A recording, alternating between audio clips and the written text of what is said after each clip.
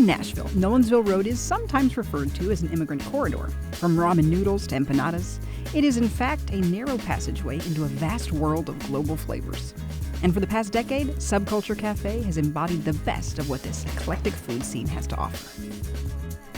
So how has being on Nolensville Road, which is so diverse, impacted your community here at Subculture? We're from Chile. We grew up out here. And this is a very diverse community, so we have all types of friends, different ethnicities, nationalities, and that does play into our menu a little bit. When we decided to even name it, what we named it, it was the same thing as okay, we're Chileans, we grew up here, we are a subculture of a culture, right?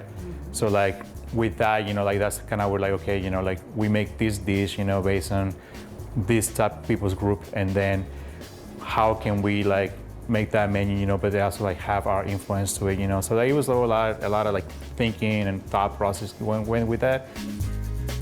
Yeah, have you had to adapt or explain the menu for folks that just want kind of a classic burger and you've got a twist and you had to explain things? Is there any learning curve with your menu? Absolutely, some things in our menu, even our Cuban sandwich, it's not called Cuban sandwich, but it's called Cubano. And the reason why is because it's our take on a Cuban sandwich. We don't panini press.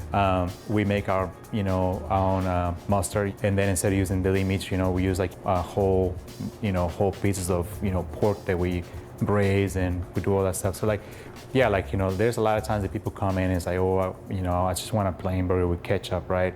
And we're like, well, this is not really the place for that. The whole idea of this is that, you're having high-end food with the low prices. We're not charging you for the square footage of a place or having a chandelier here. It's we're focusing on the food. 100% of our time, goes into the food.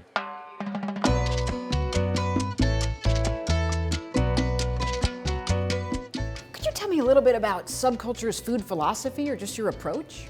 So our approach it's always been serving people what we like to eat, what we grew up eating in the area, and what we liked, putting our spin on it. So we're trying to bring the Latin American flavor to the American food that we grew up eating. So an example, right, our AC burger, right, which consists of aioli, the patty, right?